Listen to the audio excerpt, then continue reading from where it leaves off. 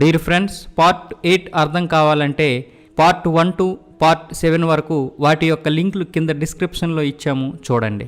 ఇంద్రప్రస్థంలో ఉన్నప్పుడు ధర్మరాజు వద్ద ఉండే బ్రాహ్మణ బృందం వనవాసములో కూడా ఆయన్ని విడిచిపెట్టకుండా వెంటే ఉంది. అర్జునుడు తపస్సు చేయడానికై వెళ్ళిన తర్వాత ఒకసారి లోమచుడు అనే మహర్షి పాండవులను చూడడానికి వచ్చి వారికి ఇలా సలహా ఇచ్చాడు: మీ పరివారం తగ్గించుకొని మీరు తీర్థయాత్రలు చేయండి. పరివారం తగుమాత్రంగా ఉన్నట్లయితే ఇష్టం వచ్చినట్లు ప్రయాణం చేయవచ్చు అని చెప్పాడు. ధర్మరాజు ఆ మాట విని ఆ విషయం అందరికీ తెలియజేశాడు. ఆయాస పడలేనివారు, సమయానికి భోజనం లేకపోతే వార్చలేనివారు, కేవలం రాజభక్తితో నా వెంట వచ్చిన వారు మళ్ళీ ధృతరాష్ట్రుని వద్దకు వెళ్ళి అక్కడే ఉండిపోవచ్చు. ఒకవేళ ఆ రాజు మిమ్మల్ని ఆదరించకపోతే ద్రుపదరాజు వద్దకు పోయి అక్కడ ఆశ్రయం చూసుకోవచ్చు అని తన పరివారంలో ఉన్నవారికి నచ్చజెప్పి అలాంటి వారిని పంపించాడు ధర్మరాజు. తరువాత పాండవులు పుణ్యక్షేత్రాలు దర్శించడానికి బయలుదేరారు. తీర్థయాత్రలు సేవించుకుంటూ ఆయా స్థల విశేషాలు తెలుసుకుంటూ ముందుకు సాగిపోయారు. అలా వారు తెలుసుకున్న పూర్వ కథలలో అగస్త్యుల వారి కథ ఒకటే. ఒకనాడు అగస్త్య మహాముని దారిని పోతూ కొన్ని జీవులు చెట్లు పట్టుకొని తలక్రిందులుగా వేలాడుతూ ఉండడం చూశాడు. అప్పుడు ఆయన, ఓ జీవుల్లారా, మీరెవరు, ఎందుకు ఇంత కఠినమైన తపస్సు చేస్తున్నారు అని అడిగాడు. అందుకు ఆ జీవులు, నాయనా, మేము నీ పూర్వీకులం. నీవు వివాహం చేసుకోకుండా ఉన్న కారణం చేత నీ తరువాత మాకు పిండ ప్రదానం చేసేవాళ్లు లేరు. అందువల్ల మేమీ కఠిన తపస్సు చేస్తున్నాం. నీవు పుత్రవంతుడువు కావడానికి తగిన మార్గం ఆలోచిస్తే అప్పుడు మాకీ గతి తప్పుతుంది అన్నాయి. అగస్త్యుడు ఇది విని వెంటనే తాను వివాహం చేసుకోవడానికి నిశ్చయించుకున్నాడు. ఆ సమయంలో విదర్భ దేశపు రాజు తనకు సంతానం కలగలేదని చింతిస్తూ చివరకు అగస్త్యుల వారిని దర్శించి ఏదైనా ఉపాయం చెప్పమని ఆయన్ను కోరాడు. రాజా, నీకు సంతానం కలుగుతుంది, ఒక అందమైన అమ్మాయి జన్మిస్తుంది. ఆ పిల్లను నాకు ఇచ్చి పెళ్లి చెయ్యి అని చెప్పి అగస్త్యుడు ఆశీర్వదించాడు. లోకంలో ఉన్న స్త్రీ లక్షణాలన్నీ భావించుకొని వాటితో సౌందర్యం, రూపరేఖలావణ్యాలు కూడా మనస్సులో బొమ్మదిద్దుకొని రాజుకు వరం ఇచ్చాడు. ఆ వరప్రసాదం వల్ల రాజు భార్య గర్భవతి అయ్యింది. సకల సౌందర్యరాశి అయిన ఒక పుత్రికారత్నాన్ని కంది. ఆ పిల్లకు లోపాముద్ర అని పేరు పెట్టారు. ఆమె పెరిగి పెద్దదై అగస్త్యుడు ఊహించుకున్న సర్వలక్షణాలతో కూడిన ఒక చక్కని చుక్కగా తయారయింది. యౌనంతో మిసమిసలాడుతుంది. లోపాముద్ర రూపలావణ్యాలు లోక ప్రసిద్ధి పొందాయి. కాని అగస్త్యుల వారి కోపానికి వెరచి ఏ క్షత్రియ కుమారుడు ముందుకు రాలేదు. ఒకనాడు అగస్త్య మహాముని విదర్భరాజు వద్దకు వచ్చి, రాజా, నా పితృదేవతలకు ఉత్తమ లోకాలు కలిగించే నిమిత్తం నేను పుత్రవంతుడును కాగోరుతున్నాను. ఇదివరకు వాగ్దానం చేసిన ప్రకారం మీ కుమార్తెను నాకిచ్చి వివాహం చెయ్యి అని అడిగాడు. కాని వందలాది దాసదాసీజనం సపరీలు చేస్తూ ఉంటే సేవలందుకునే తన కుమార్తె వనవాసం చేసే ఒక మునిపత్నిగా ఉండే అడవులలో అవస్థపడడం ఆ రాజుకు ఇష్టం లేకుండా పోయింది. తన ముద్దుల కూతుర్ని ఆ ముని వెంట పంపడానికి అతడి మనస్సు ఒప్పలేదు. కాని తాను ముందు వాగ్దానం చేసిన కారణం చేత ముని ఏమంటాడో అని భయపడ్డాడు. రాజు రాణి మహా దుఃఖంలో మునిగారు. తన తల్లిదండ్రులు ఇలా బెంగ పెట్టుకోవడం లోపాముద్ర చూసిందే. అమ్మా, మీరు నా కోసం బెంగ పెట్టుకోవద్దు. అన్నమాట ప్రకారం నన్ను ఆ మునికిచ్చి వివాహం చెయ్యండి. మీ మాట నిలుస్తుంది. ఘోరమైన శాపం తప్పుతుంది. మీకేమీ దుఃఖం ఉండదు. నాకు ఇదే ఇష్టం అని చెప్పింది. లోపాముద్ర చెప్పింది విని రాజు ఒప్పుకొన్నాడు. అదే ప్రకారం ఆమెను అగస్త్యుడికిచ్చి పెళ్లి చేశాడు. రాకుమారి మునీంద్రుడితో కాపురానికి బయలుదేరింది. వనవాసం చేసే వాళ్లకు ఈ ఆభరణాలు, అమూల్య వస్త్రాలు ఎందుకు అన్నాడు అగస్త్యుడు.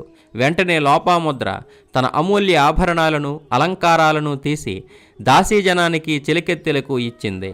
కాషాయ వస్త్రాలు ధరించి మునితో బయలుదేరి అడవులకు వెళ్ళింది. గంగానదీ తీరములోని ఆశ్రమంలో అగస్త్యుల వారికి తగిన సపర్యలు చేసుకుంటూ వ్రతాలు, నియమాలు యథావిధిగా పాటిస్తూ మహాపతివ్రత అయిన లోపాముద్ర ఆ మహాముని అనుగ్రహాన్ని సంపాదించింది. ఆయన అనుగ్రహాన్ని పూర్తిగా పొందింది. ఒకనాడు మనస్సు పుట్టి అగస్త్యుడు ఆమెను ప్రేమగా దగ్గరకు పిలిచాడు. లోపాముద్ర స్త్రీ సహజమైన సిగ్గుతో తలవాల్చుకుని దగ్గరకు వచ్చి నిలబడింది. స్వామి, మీకు అంత కోరికగా ఉంటే నేనేమీ ఎదురు చెప్పను. అయితే నాదొక కోరిక, తాము దాన్ని తీర్చాలి అంది. ఆమె రూప సౌందర్యానికి, శీల సంపత్తికి ముగ్ధుడైన ముని అలాగే అడుగు అన్నాడు.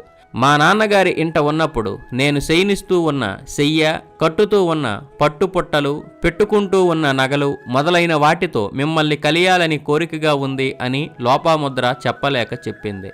అప్పుడు అగస్త్యుడు, నీ కోరిక ప్రకారం నడుచుకోవడానికి నాకు అంతటి ఐశ్వర్యం ఏది, సౌకర్యాలు ఏవి, అడవులలో బ్రతికే నిరుపేదలం కదా మనం అన్నాడు.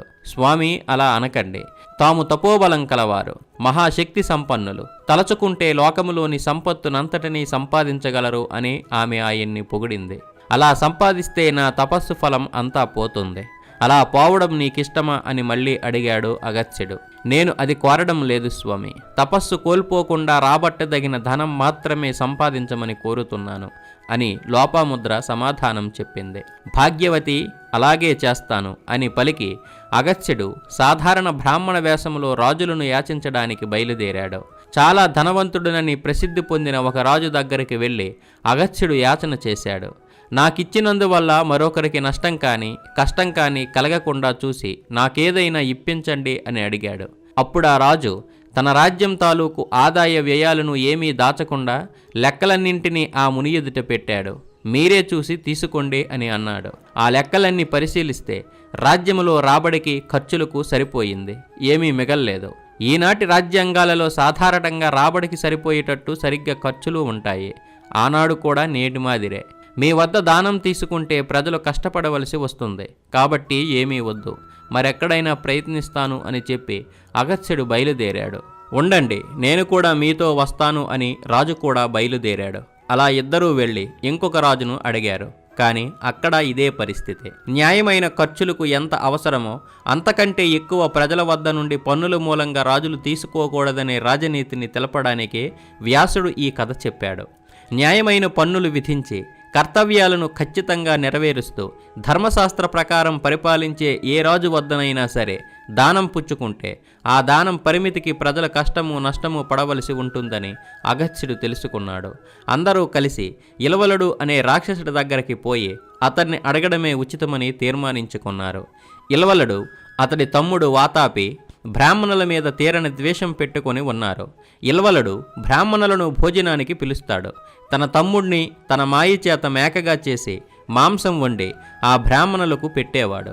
ఆ కాలంలో బ్రాహ్మణులు మాంసం భక్షించేవారు. వారు అలా విందారగించిన తరువాత వాతాపి రా అని ఇలవలుడు తమ్ముణ్ణి పిలిచేవాడు.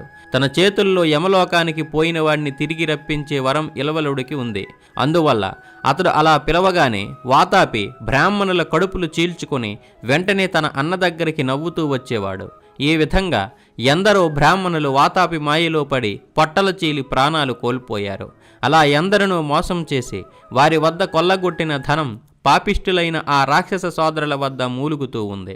అగస్త్యుడు తన వద్దకు రాగానే మంచి బ్రాహ్మణుడు చిక్కాడని ఇలవలుడు బహుసంతోషించాడు. ఆయన్ను ఆహ్వానించి విందు ఏర్పాటు చేశాడు. వాతాపిని మేకను చేసి చీల్చి చంపి మాంసం వండి వడ్డించాడు. దీంతో ఆ బ్రాహ్మణుడి పని తీరింది అనుకున్నాడు. కాని అగస్త్య మహాముని విషయమంతా గ్రహించాడు. మనస్సులో వీడి భరతం పట్టిస్తాను, వీడి తిక్క కుదురుస్తాను అనుకున్నాడు. భోజనం అయిపోయిన తరువాత ఇలవలుడు యథాప్రకారం వాతాపి శీఘ్రంగా రా, ఆలస్యం చేయకు, మునివరులు నీకోసం కనిపెట్టుకొని ఉన్నారు అని పిలిచాడు. అప్పుడు అగస్త్యుడు, వాతాపి లోకం శాంతిల్లుగాక, ఇదిగో నీవు జీర్ణం అయిపోయావు, జీర్ణం జీర్ణం అంటూ తన పొట్ట నిమురుకున్నాడు.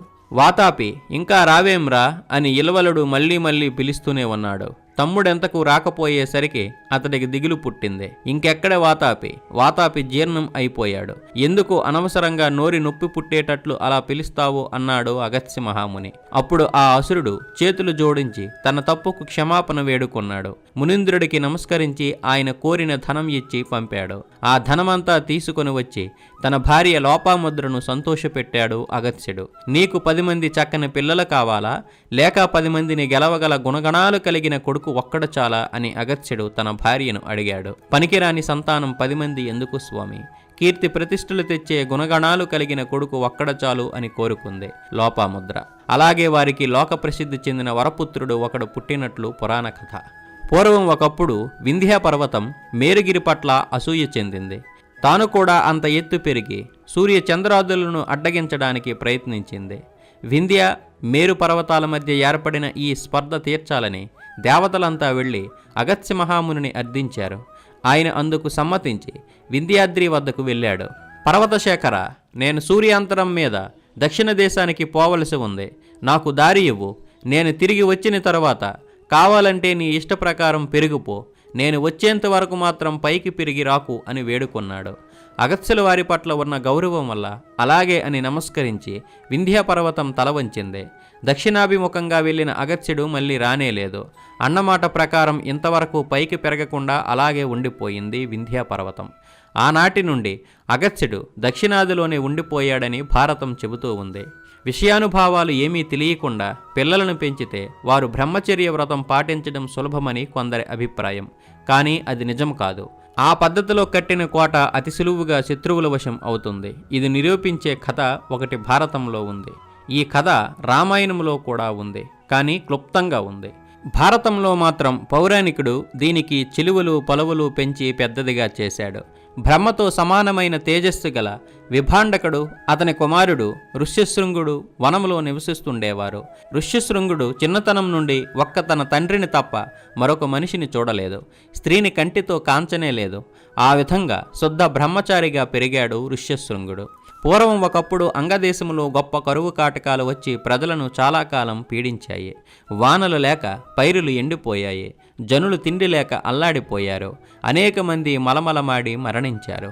ఈ కష్టకాలంలో కరువుల బాధ నుండి తప్పించి ప్రజలను ఎలా కాపాడడం అని ఆ దేశపు రాజు రోమపాదుడు బ్రాహ్మణులను పిలిపించి అడిగాడు. ఇంతవరకు స్త్రీముఖం చూడకుండా సంపూర్ణ బ్రహ్మచర్యం అవలంబిస్తూ ఉన్న ఋష్యశృంగుడనే ఒక ఋషికుమారుడు ఉన్నాడు. ఆయనను మన రాజధానికి రప్పించాలి.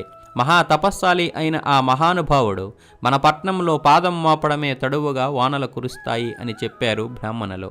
విభాండక మహాముని ఆశ్రమం నుంచి ఋష్యశృంగుడిని ఏ విధంగా తేవడం అనేది రాజుకు పెద్ద సమస్య అయింది. ఆ విషయం గురించి తన మంత్రులతో ఆలోచన చేశాడు. వారు చెప్పిన ప్రకారం రాజనగరలో సామర్థ్యం కల వారాంగణలలో సుందరాంగుల్ని కొందరిని రావించాడు. మీరు విభాండకుని ఆశ్రమానికి పోయి ఆ వనములో తపస్సు చేసుకుంటూ ఉన్న ఋషికుమారుణ్ణి ఏ ఉపాయం చేతనైనా సరే మన రాజధానికి తీసుకుని రావాలి అని ఆజ్ఞాపించాడు. ఆ వేశ్యకాంతలు మొదట్లో కొంచెం తటపటాయించారు. కానీ మళ్ళీ రాజాజ్ఞను ధిక్కరిస్తే ఏమవుతుందో అని భయపడ్డారు. తీరా అక్కడికి వెళితే ఈ ఋషి చెప్పిస్తాడేమో అనుకున్నారు. ఇలా ఎటూ పాలుపోక చివరకు ఆ వారకాంతలు ఆ దేవుడే దిక్కు అని రాజు వద్ద కావలసిన సాధన సంపత్తి తీసుకుని ఋష్యాశ్రమానికి బయలుదేరి వెళ్ళారు.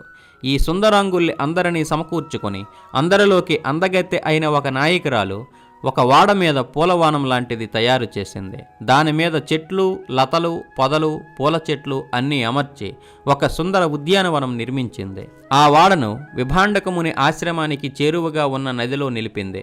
తరువాత ఆ వేశ్యాంగనలో అక్కడ నుంచి ఋష్యాశ్రమానికి వెళ్ళారు. అప్పుడు విభాండకముని ఆశ్రమంలో లేడు, ఎక్కడికో వెళ్ళాడు. ఇదే మంచి సమయమని ఒక సుందరి ఆశ్రమంలో ఉన్న ఋషికుమారుడి వద్దకు వెళ్ళింది. అతడే ఋష్యశృంగుడు అయి ఉంటాడని అనుకొని ఆమె, మునివర క్షేమంగా ఉన్నారా?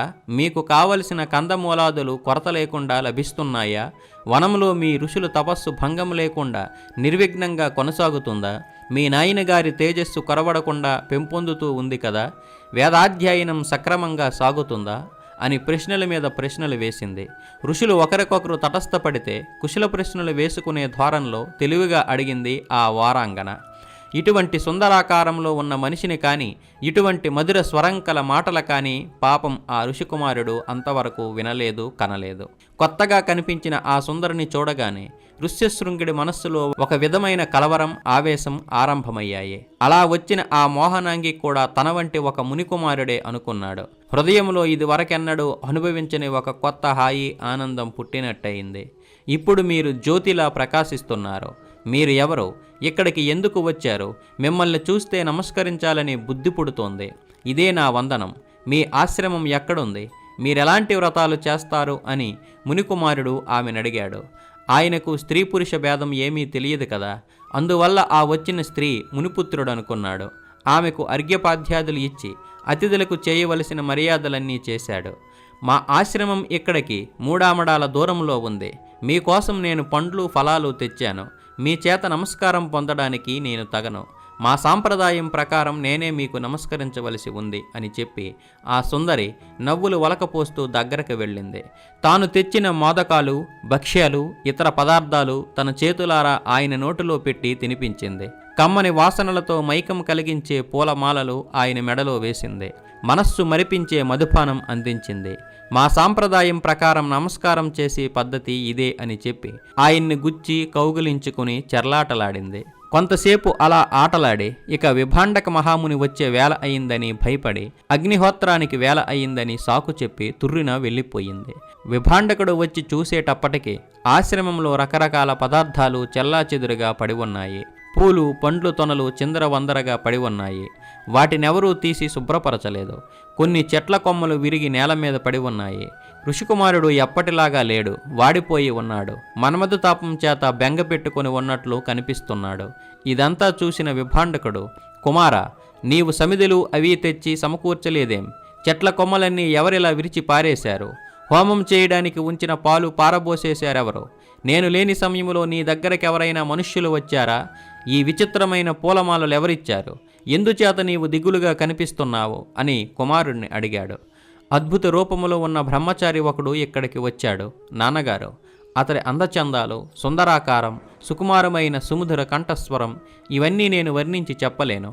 అతడి మాట, ఆకారం నా మనస్సులో నాటుకుని పోయాయి. నేను అతడిని మరువలేను.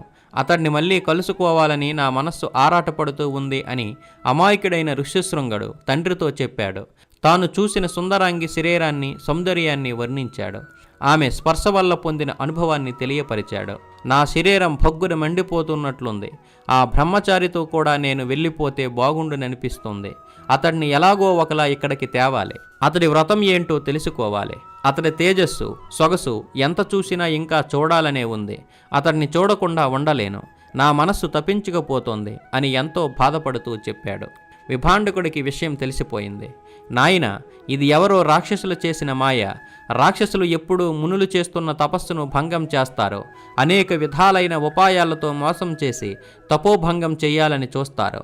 అటువంటి వాళ్లను దగ్గరికి రానివ్వకూడదు అని చెప్పి ఈ మోసం చేసిన వారెవరో తెలుసుకుందామని ఆ ముని ఆశ్రమ ప్రాంతమంతా వెదికి వేశారాడు. 3 రోజులు వనమంతా గాలించినా ఏమీ తెలియలేదు. తిరిగి వచ్చాడు.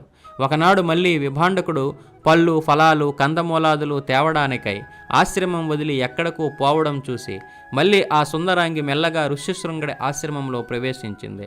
ఆమెను చూసి చూడడంతోనే లేచి కాసారం నుండి నీరు దడదడ ఉరకలెత్తినట్లు ఋష్యశృంగుడు భరింపరాని మోహంతో ఆమె దగ్గరకు పరిగెత్తాడు. బాలభాను తేజంతో కలకలలాడే ఓ బ్రహ్మచారి, మా నాయన తిరిగి వచ్చేలోగానే మనమిద్దరం మీ ఆశ్రమానికి పోదాం అని ఋష్యశృంగుడు ఆమె పిలవకుండానే తనంతట తానే ఆమెను వెంట పెట్టుకుని వేగంగా వెళ్ళాడు. నదీ తీరంలో ఆశ్రమంలా కనిపిస్తున్న వాడలో వారిద్దరూ ఎక్కగానే చెలికత్తెలు కట్లు విప్పి వాడను కదిలించుకొని పోయారు. దారిలో అనేక వినోదాలు చూపించుకుంటూ ఋషికుమారుణ్ణి వంచించి వలలో వేసుకొని తన రాజు వద్దకు తీసుకొని పోయారు. జయించుకొని వచ్చిన ధీమాతో ఆయనకు ఋషికుమారుణ్ణి అప్పగించారు. ఋష్యశృంగుడిని చూడగానే రోమపాదుడు ఆనంద సముద్రంలో మునిగిపోయాడు. ఋషికుమారుడు తన అంతఃపురంలో సుఖంగా సమస్త భోగాలలో తేలియాడడానికి తగిన సౌకర్యాలన్నీ కల్పించాడు. ఋష్యశృంగుడు అడుగు పెట్టడంతోటే అంగదేశంలో వానలు కురవడం మొదలుపెట్టాయి. ప్రాణకోటి తాపం చల్లారింది. క్రమేణా కరువు కాటకాలు పోయి దేశం సుభిక్షమైంది. నదులు, ఏరులు జలమయాలై పొంగిపొర్లాయి. రోమపాదుడు తన కుమార్తెను ఋష్యశృంగుడికిచ్చి వివాహం కూడా చేశాడు. అన్నీ అనుకున్న ప్రకారం నెరవేరినప్పటికీ రాజుకు మాత్రం భయం పోలేదు. విభాండకముని తన కుమారుడి జాడ తెలియక వెతుక్కుంటూ వస్తాడు. అలా వచ్చి ఋష్యశృంగుడు ఇక్కడ ఉండడం చూసి జరిగిన మోసానికి తనకు ఏం శాపం ఇస్తాడో అని భయపడుతూ ఉన్నాడు రోమపాదుడు. ఈ ఉపద్రవం వారించడానికి ఆయన తన మంత్రులతో ఆలోచన చేసి ముని ఆశ్రమం నుండి రాజధానికి వచ్చే మార్గాలలో చక్కని కర్రి ఆవులను, ఎద్దులను నిలిపి పరిజనాన్ని కాపుంచాడు. విభాండుకుడనే మునీంద్రుడు వస్తాడు. ఆయనకు తగిన సపర్యలు చేసి సముచిత గౌరవాలతో స్వాగతమియ్యండి, ఉచితమైన మర్యాదలు చేయండి అని ఆజ్ఞాపించాడు. ఈ ఆవులు, ఎడ్లు, మేకలు, భూములు మీ కుమారుడివి. మేము మీకు పరిచారకులం. మీకేం కావాలో చెప్పండి, ఆ పని చేయడానికి మేము సిద్ధంగా ఉన్నాం అని ఆ ముని కోపం పోయేటట్లు మాట్లాడండి అని వారిని హెచ్చరించాడు. ఎక్కడ వెతికినా తన కుమారుడి జాడ తెలియనందున ఉగ్ర స్వరూపం దాల్చి కోపంతో మునిగిపోతూ విభాండకుడు ఇది అంగదేశపు రాజు చేసిన పనే అయి ఉంటుంది అనుకున్నాడు. సంశయం తీర్చుకునేటందుకు రాజును చూడడం కోసమని చెట్లు, పుట్టలు, అడవులు, నదులు దాటి గ్రామాలు నడిచి రాజధాని నగరంలో ప్రవేశించాడు. రాజు చేసిన ఏర్పాట్ల ప్రకారం పరిచారకులు దారిలోనే మునీంద్రుడికి స్వాగతం ఇచ్చి చేయవలసిన సపర్యలన్నీ చేశారు. కోపం చాలా వరకు చల్లార్చి ఆయన్ను పట్టణంలో ప్రవేశపెట్టారు. స్వర్గంలో దేవేంద్రుడున్న రీతిగా రాజాంతఃపురంతో సకలైశ్వర్యాలు అనుభవిస్తూ ఉన్న తన కుమారుడిని చూశాడు విభాండకుడు. అతడితో పాటు మెరుపు తీగలాగా మెరిసిపోతున్న నవలావణ్యంతో ఒక రాజకుమారి తన కుమారుడి భార్యగా, తన కోడలగా తలవాల్చుకుని వినయ విధేయతలతో నిలబడి ఉండడం కూడా చూశాడు. విభాండమునికి ఆనందం కలిగింది. రాజు మీద కోపం చల్లార్చుకుని అతడిని అనుగ్రహించాడు. నాయనా ఋష్యశృంగ, ఈ రాజుకు ప్రియమైనదంతా చెయ్యి.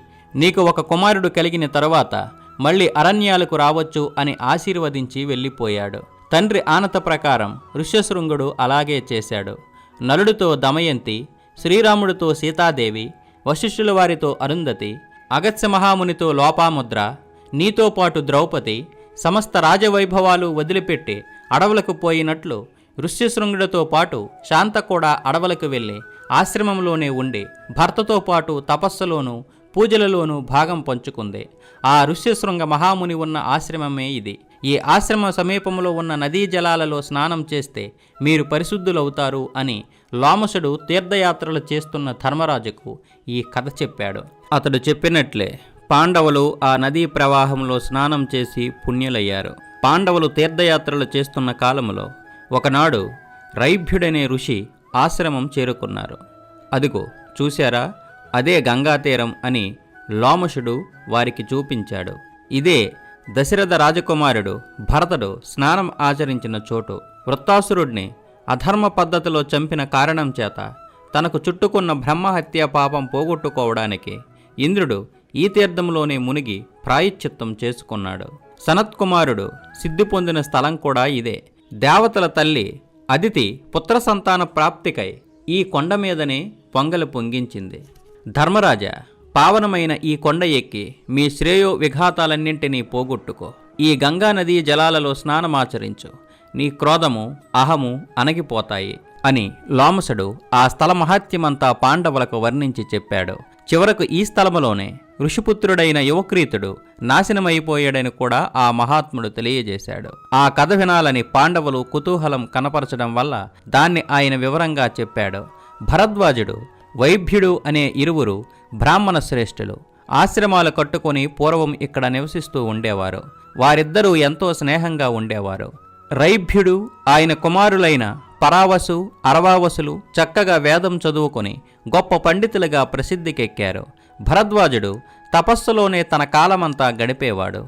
ఆయనకు ఒక్కడే కుమారుడు. అతడి పేరు యువక్రీతుడు. బ్రాహ్మణులంతా రైభ్యుడిని గౌరవించినంతగా తన తండ్రిని గౌరవించకపోవడం గమనించాడు యువక్రీతుడు. రైభ్యుడు, ఆయన కుమారులు తమ విద్యల వల్ల జనములో సత్కారాలు పొందడం చూసి యువక్రీతుడు మిక్కిలి అసూయతో బాధపడేవాడు.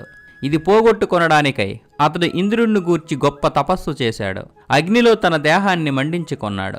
మనుష్యులు తమ దేహాన్ని మండించుకోవడం దేవతలకు నచ్చదు. అందువల్ల ఇంద్రుడు చాలా సంతాపం పొందాడు. భూలోకానికి దిగివచ్చి ఎందుకిలాంటి ఘోరమైన తపస్సు చేస్తున్నావు అని అడిగాడు. బ్రాహ్మణులు ఇదివరలో ఎక్కడా చదివి ఎరిగిన వేద విద్యలన్నీ నాకు రావాలి. నేను గొప్ప విద్వాంసుని అయిపోవాలి. దానికోసం నేను ఈ కఠిన తపస్సు చేస్తున్నాను. గురుముఖంగా వేదాలు అభ్యసించడం నాకు కుదరదు. అందువల్ల అదేమీ లేకుండానే విద్యలన్నీ పొందడానికి తపస్సు చేస్తున్నాను. నాకు ఈ వరం ఇవ్వండి అని వేడుకొన్నాడు యువక్రీతుడు. అది విని ఇంద్రుడు నవ్వాడు. బ్రాహ్మణ కుమార, నీవు దారికాని దారి పట్టావు. తిరిగి ఆశ్రమానికి పోయి సరి అయిన గురువును ఆశ్రయించి ఆయన వద్ద శుశ్రూష చేసి వేద విద్యలన్నీ నేర్చుకో. విద్యార్జనకు మార్గం చదువుకోవడమే కానీ తపస్సు కాదు. గురువు వద్ద విద్యాభ్యాసం వల్లనే చదువు అబ్బుతుంది అని చెప్పి ఇంద్రుడు అదృశ్యమయ్యాడు. కానీ భరద్వాజపుత్రుడు అంతటితో పట్టు విడవలేదు. ఇంకా ఘోరమైన తపస్సు ప్రారంభించాడు. దాంతో దేవతలకు మరింత బాధ కలిగింది. ఇంద్రుడు మళ్ళీ వచ్చాడు. నాయనా, నీవు విషయం తెలుసుకోకుండా ఈ కార్యానికి పూనుకున్నావు. నీ తండ్రి గారికి వేదాలు తెలుసు. ఆయన నీకు నేర్పగలరు. వెళ్ళి వేద విద్యలన్నీ నేర్చుకో. వడలు మండిపోయేటట్లు తపస్సు చేయడం మానుకో అని చెప్పాడు. ఇలా రెండవసారి ఇంద్రుడు వచ్చి చెప్పినప్పటికీ యువక్రీతుడు చెవిన పెట్టలేదు. నేను కోరిన వరం కనుక నీవు ఇవ్వకపోతే నా శరీరంలోని అవయవాలు ఒక్కొక్కటి విరిచి ఈ అగ్నికుండంలో వ్రేల్చి హోమం చేస్తాను అన్నాడు. అలాగే మరింత ఘోర తపం చలిపాడు. అలా తపస్సు చేస్తూ ఒకనాడు గంగానదిలో స్నానం చేయడానికి వెళ్ళాడు. అప్పుడక్కడ వయోవృద్ధుడైన ఒక బ్రాహ్మణుడు నది ఒడ్డున కూర్చొని పిడికిడి మట్టి తీసి నదిలోకి విసురుతున్నాడు. అది చూసి యువక్రీతుడు ఏం చేస్తున్నావు తాత అని అడిగాడు. గంగానది దాటడానికి వంతెన కడుతున్నాను అన్నాడు ఆ వద్ద బ్రాహ్మణుడు. ఇక్కడ నదికి అడ్డంగా ఒక కట్ట వేస్తే జనం దాటిపోవడానికి సౌకర్యంగా ఉంటుంది. ప్రస్తుతం గంగానది దాటడానికి జనం బహు కష్టపడుతున్నారు, అందుకని ఈ పని చేస్తున్నాను అని చెప్పాడు. అది విని యువక్రీతుడు నవ్వాడు. వేగంగా పోయే ప్రవాహాన్ని ఇలా అడ్డుకట్టి వంతెన వేయడం కుదరని పని, ఇది ఆపుకొని వేరే మార్గం చూడు అన్నాడు. అందుకు ఆ తాత, అయితే చదవకుండానే వేదాలు వస్తాయని మీరు ఎలా గొప్ప తపస్సు చేస్తున్నారో అలాగే నేను గంగానదికి మట్టితో వంతెన కడుతున్నాను అని బదులు చెప్పాడు. వెంటనే ఆ ముసలి బ్రాహ్మణుడు ఎవరో యువక్రీతుడికి బోధపడింది. దేవరాజా, నా ప్రయత్నం వృధా అని మీకు తోస్తే మరి నేను ఏ విధంగా విద్వాంసుని అవుతానో ఆ ఉపాయం చెప్పండి, అలా కావడానికి వరమీయండి అని మళ్ళీ అడిగాడు. అలాగే వరమిచ్చాడు. పోయి వేద విద్యలు నేర్చుకో, విద్వాంసుడివి అవుతావు అని ఇంద్రుడు యువక్రీతుడిని ఆశీర్వదించి తృప్తిపరిచాడు. యువక్రీతుడు విద్యలన్నీ నేర్చుకున్నాడు, గొప్ప పండితుడయ్యాడు. నేను తపస్సు చేసి ఇంద్రుడి వల్ల వరం సంపాదించి ఈ పాండిత్యం పొందాను అని అతిగా గర్వపడుతుండేవాడు. కానీ కుమారుడి ప్రవర్తన భరద్వాజుడికి నచ్చలేదు. తన స్నేహితుడైన రైభ్యుడితో పోటీ పెట్టుకొని అతడిని తిరస్కరించి ఎక్కడ వినాశనం తెచ్చి పెట్టుకుంటాడో అని భయపడడం మొదలుపెట్టాడు. మొండివాదంతో తపస్సు చేసే అల్పులకు కూడా దేవతలు వరాలు ప్రసాదిస్తారు. అలా చేయడం వల్ల వాళ్లకు ఎక్కడలేని అహంభావం పెరిగి దాంతో వారు నాశనమైపోతారు అని భరద్వాజుడు తన కుమారుడికి తెలియజెప్పి అందుకు ఒక పురాణ కథ ఉదాహరణగా చెప్పాడు. పూర్వకాలంలో బాలదిహి అనే ఒక ముని ఉండేవాడు. ఆయన చాలా ప్రసిద్ధికెక్కాడు. ఆయనకు ఒక్కడే కొడుకు. ఆ ఒక్క కొడుకు అకస్మాత్తుగా మరణించాడు. దాంతో ఆ ముని చాలా దుఃఖం పొందాడు. చావులేని కుమారుడిని పొందకోరి ఘోర తపస్సు చేశాడు. మనుష్య జాతికి చావులేని వరం పొందడం కుదరదు. ఆయుష్కు ఎక్కడో ఏదో ఒక అంతు ఉండక తప్పదు. కాబట్టి ఏదైనా ఒక పరిమితి నీవే ఎంచుకొని కోరుకో అని దేవతలు చెప్పారు. సరే, అలాగైతే అదిగో ఎదురుగా ఆ కొండ ఉందే, అది ఉన్నంతకాలం నా కుమారుడు ఆయుష్మంతుడై ఉండాలి అని కోరుకున్నాడు ముని. దేవతలు అలాగే వరం ఇచ్చారు. తిరిగి ఆ మునికి ఒక కుమారుడు కలిగాడు. అతడి పేరు మేధావి.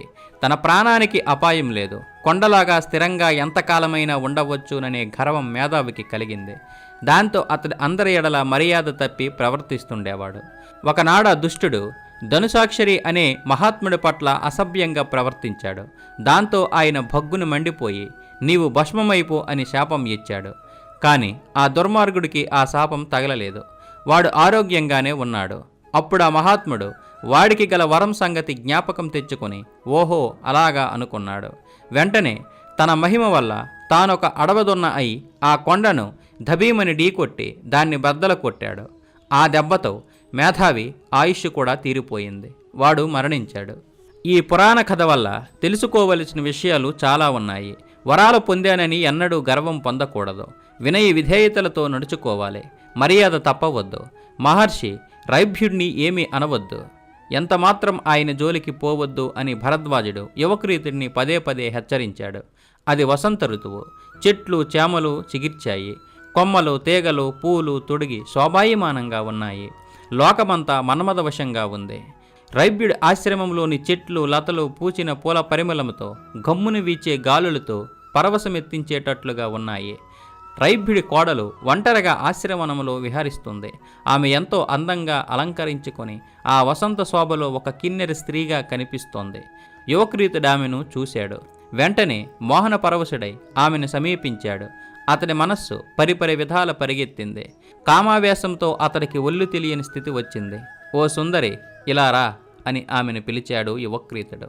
ఆమెకు సిగ్గు భయము కలిగాయి. పోకపోతే ఋషిపుత్రుడు శపిస్తాడేమో అని భయపడి అతడు పిలిచిన చోటికి వెళ్ళింది. అతడు తనతో కూడా ఆమెను ఒక చోటికి తీసుకుని పోయాడు. ఆ రహస్య స్థలంలో ఆమె ఎడల సిగ్గు బిడియం లేకుండా ప్రవర్తించాడు. ఆమెతో కూడి తన కామవంచలన్నీ తీర్చుకున్నాడు. ఇలా తన ఇష్టం తీర్చుకుని వెళ్ళిపోయాడు. తరువాత రైభ్యుడు తన ఆశ్రమానికి తిరిగి వచ్చాడు. జరిగిన దానికి సిగ్గుపడిపోయి తలవాల్చుకుని ఏడుస్తూ ఉన్న కోడల్ని చూశాడు. ఎందుకమ్మా అలా ఏడుస్తున్నావు, ఏం జరిగిందో చెప్పు అని అడిగాడు. ఆమె జరిగిన విషయం చెప్పింది. రైభ్యుడు కోపావేశంతో తన తలలో నుండి రోమం పెరికాడు. దానిని మంత్రించి హోమకుండములో వేశాడు. అది ఒక అందమైన సుందరగా మారి తన కోడలతో సమానమైన రూపంతో బయటికి వచ్చింది. మళ్ళీ మరొక వెంట్రుక ఊడబెరికి అదే హోమకుండములో వేశాడు. అప్పుడది ఒక భయంకరమైన భూతంగా మారి బయటికి వచ్చింది. ఆ ఇరువురిని చూసి రైభ్యుడు, మీరు వెంటనే పోయి ఆ దుర్మార్గుడైన ఆ యువక్రీతుడిని వధించండి అని ఆజ్ఞాపించాడు. అలాగే అని ఆ రెండు భూతాలు కలిసి బయలుదేరాయి. తెల్లవారగానే లేచి బహిర్భూమికి బయలుదేరిన యువక్రీతుడిని చూసి స్త్రీభూతం నవ్వుతూ వచ్చింది. అతడిని వంచించి ఎక్కడకూ తీసుకుని పోయింది. అతడు కాలకృత్యాలు తీర్చుకునే సమయంలో మెల్లగా నీటితో ఉన్న అతడి కమండలం మాయం చేసింది. ఆ సమయంలో ఋషికుమారుడి మనస్సు భ్రమించింది. ఒక మగభూతం పెద్ద శూలం ఒకటి పట్టుకొని తన మీదకి గుచ్చి భయపెట్టినట్లుగా తోచింది. యువక్రీతుడికి భయం పుట్టింది. అశుద్ధంగా ఉన్న తాను మంత్రాలు పఠించిన పనిచేయవని శుద్ధి చేసుకోవడానికై కమండలం కోసం పరిగెత్తాడు. కానీ కమండలం కనబడలేదు. తరువాత నీళ్ల మడుగు ఎక్కడైనా ఉందేమో అని తిరిగాడు. ఒకచోట ఒక గుంట కనబడింది. కానీ అందులో నీళ్లు లేవు. ఇలా ఎక్కడికి వెళ్ళి చూసినా ఎంత దూరం తిరిగినా నీరు దొరకలేదు. భూతం వెంటపడి తరుముతూ అతడిని నానా తిప్పలు పెట్టింది. అతడు ఎంతో దూరం వెళ్ళాడు. కానీ ఎంత దూరం తిరిగినా భూతాల మాయ వల్ల నీరు చిక్కనే లేదు. అందువల్ల తిరిగి చివరకు తండ్రి తపస్సు చేసుకునే హోమకుండం దగ్గరికి వచ్చాడు. ఆ ఆశ్రమ అగ్నిశాల వెలుపల సగం కనబడని గ్రుడ్డివాడు ఒకడు కాపలా కాస్తున్నాడు. భయ విచతులుడై పరిగెత్తుకుంటూ వచ్చిన యువక్రీతుడిని అతడు గుర్తుపట్టలేకపోయాడు. లోపలికి పోబోతుంటే ఎవరో అనుకుని అడ్డగించాడు. ఇంతలో ఆ మగభూతం రానే వచ్చింది. యువక్రీతుడిని శూలంతో పొడిచి చంపేసింది. భరద్వాజుడు స్నాన సంధ్యానుష్ఠానాలు తీర్చుకొని తిరిగి వచ్చేటప్పటికి ఆశ్రమంలో యజ్ఞశాల ఎప్పటిలాగే ప్రకాశించడం లేదు. వాకిట శూలం గుర్చుకొని నేల మీద పడి ఉన్న కుమారుడు కనిపించాడు. అతడి కంఠంలో ఇంకా ప్రాణాలున్నాయి. రైభ్యుడి పట్ల ఏదో మర్యాద తప్పి ప్రవర్తించడం వల్లనే తన కుమారుడికి ఇలాంటి దుర్గతి సంప్రాప్తమైందని తెలుసుకున్నాడు. అయ్యో కుమార, నీ గర్వమే నిన్ను చెరిచిందిరా. బ్రాహ్మణులెవరికీ తెలియని వేద విద్యలు నీవు నేర్చుకోవడం పెద్ద తప్పు కాదా? ఇందుకోసం నీవెందుకు ఇలా శపించబడ్డావురా నాయనా? నాకు నీవు ఒక్కడవే కొడుకువు. నిన్ను నాకు దక్కకుండా చేశాడే ఆ రైభ్యుడు. ఇందుకు ప్రతిగా ఆయన తన ఇద్దరు కొడుకులలో ఒకడి చేత వధింపబడుగాక అని కోపతాపాలతో కూడిన ఆవేశంతో రైభ్యుడిని శపించాడు భరద్వాజుడు. కాని మళ్ళీ కొంతసేపటికి తెలివి తెచ్చుకుని విచారించాడు. హా, పుత్రులు లేని వాళ్లే పుణ్యమూర్తులు. కన్న కొడుకును నేను పోగొట్టుకున్నాను. స్నేహితుడిని కూడా శపించాను. ఇక నేను ప్రాణాలతో ఉండి ఏమి ప్రయోజనం అని దుఃఖంతో తన కుమారుడి శవాన్ని దహనం చేసి ఆచితిలోనే తాను కూడా దూకి ప్రాణాలు కోల్పోయాడు. రైభ్యుడికి బృహద్యుముడనే ఒక శిష్యుడున్నాడు. అతడు ఒక రాజు. ఆ రాజు ఒక గొప్ప యాగం తలపెట్టాడు. ఆ యాగం నడిపించడానికి రాజు తన ఆచార్యుడి దగ్గరికి వచ్చి ఆయన కుమారులైన పరావసు, ఆరవాసులను పంపించవలసిందని కోరాడు. తండ్రి అనుమతి పొంది వారిద్దరూ ఆనందంతో రాజు వెంట బయలుదేరి నగరం చేరుకున్నారు. సత్రయాగానికి ఏర్పాట్లు జరుగుతున్న సమయంలో ఒకనాడు పరావసుకు అకస్మాత్తుగా తన భార్యను చూడాలని బుద్ధి పుట్టింది. ఆ రాత్రి బయలుదేరి ఇంటి ముఖం పట్టాడు. ఆ చీకట్లోనే తమ ఆశ్రమం ఉండే వనం చేరుకున్నాడు. ఆ కటికి చీకట్లో మృగచర్మం ధరించి ఉన్న తన తండ్రి రైభ్యుడిని చూసి గుర్తుపట్టలేక అది ఒక అడవి మృగం అనుకున్నాడు. వెంటనే తన చేతిలో ఉన్న కర్ర దాని మీదకి విసిరాడు.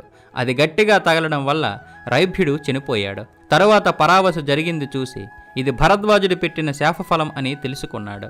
తండ్రికి చేయవలసిన దహన సంస్కారాలన్నీ చేసి తొందరగా మళ్ళీ బయలుదేరి వెళ్ళి తమ్ముడైన అర్వావసు వద్దకు పోయి జరిగిన విషయమంతా చెప్పాడు. తమ్ముడు, ఇందు మూలంగా రాజు యాగానికి ఆటంకం ఏర్పడకూడదు. తెలియక తండ్రిని చంపిన నా బ్రాహ్మణ హత్యాదోషం పోవడానికి తగిన ప్రాయశ్చిత్తం నాకై నువ్వే చేయాలి. చంపాలనే ఉద్దేశం లేకుండా చంపిన పాపానికి ప్రాయశ్చిత్తం ఉంది. నా కోసం నీవు కనుక అది చేస్తే నేనొక్కడనే రాజయాగం పూర్తి చేయిస్తాను. నీ ఒక్కడి వల్ల ఆ పని కాదు, అందువల్ల చెబుతున్నాను అన్నాడు పరావసు. ధర్మాత్ముడైన అర్వావసు అన్న చెప్పిన దానికి సమ్మతించాడు. అన్న, రాజు తలపెట్టిన సత్రయాగం యథావిధిగా నీవే చేయించు. అందుకు తగిన సామర్థ్యం నాకు లేదు. బ్రహ్మహత్యా పాపం వల్ల నీ తపఫలం పోయింది. మళ్ళీ నేను నీ బదులు తపస్సు చేస్తాను అని చెప్పి అర్వావసు వనానికి బయలుదేరాడు.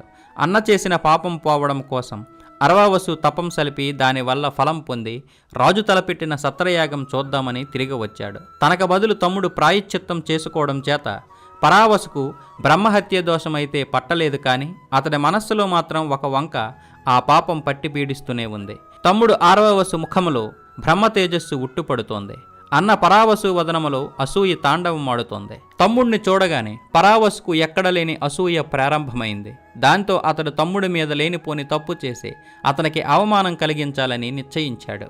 వీడు బ్రహ్మహత్య చేసి వచ్చాడు, వీడు యజ్ఞశాలలో ఎలా ప్రవేశిస్తాడో అని రాజుతో అన్నాడు. అది విని రాజు వెంటనే ఆర్వావసును అవతలకి గెంటి వెయ్యమని భటులకు ఆజ్ఞ ఇచ్చాడు.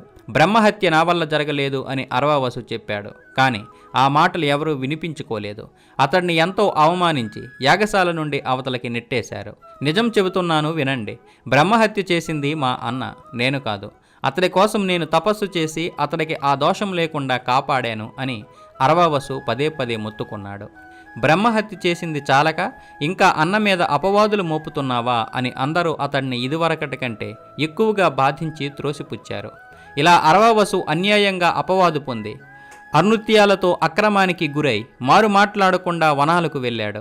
అక్కడ మళ్ళీ ఉగ్రమైన తపస్సు చేశాడు. దేవతలు అర్వావసుకు ప్రత్యక్షమై, నీవు ధర్మాత్ముడువు, నీవు ఏ తప్పు చేయలేదు, నీకే వరం కావాలో కోరుకో అని అడిగారు. అంతటి తపస్సు చేయడం వల్ల అర్వావసుకు అన్న మీద కోపం పోయింది. తన తండ్రి తిరిగి జీవించాలని, తన అన్నకు ఏ దోషం కలగకుండా ఉండాలని వరం కోరాడు. తదాస్తు, అలాగే జరుగుతుంది అన్నారు దేవతలు. ఈ కథ రైభ్యుడి ఆశ్రమం వద్ద లోమశుడు ధర్మరాజుకు చెప్పి, గంగానదిలో స్నానం చెయ్యండి, ఈ పుణ్యనదిలో మీ కోపాలను తాపాలను వదిలిపెట్టండి అని పలికాడు. అర్వావసు పరావసు ఒక తండ్రి బిడ్డలు. రైభ్యుడు మహావిద్వాంసుడు. ఆయన వద్ద విద్యలు నేర్చుకుని వీరిద్దరూ మహాపండితులయ్యారు. అయినప్పటికీ విద్య వేరు, వివేకం వేరు. మంచికి చెడ్డకు వ్యత్యాసం తెలిసిన పిమ్మట ఎవరూ తప్పుడు పనులకు దిగరు. అయితే అవివేకం, విచక్షణ ఒకటవుతాయి. మనస్సులో నిలకడగా నెలకొనని జ్ఞానం వృధా. అది వట్టి పాండిత్యంగా మాత్రమే నిలుస్తుంది, దానివల్ల ప్రయోజనం ఉండదు అని లోమశుడు ధర్మరాజుకు చెప్పాడు. మిత్రులారా, ఇంతవరకు ఈ వీడియో చూశారు కదా. ఈ వీడియోపై మీ అమూల్యమైన అభిప్రాయాన్ని కామెంట్ రూపంలో తెలియచేయండి. అలాగే ఈ వీడియో కనుక నచ్చినట్లయితే లైక్ చేయండి, షేర్ చేయండి, సబ్స్క్రైబ్ చేసుకోవడం మాత్రం మర్చిపోకండి. తెలుగు వారికి వందనం, తెలుగు జాతికి అభివందనం. భారత్ మాతా కీ జై. జై హింద్.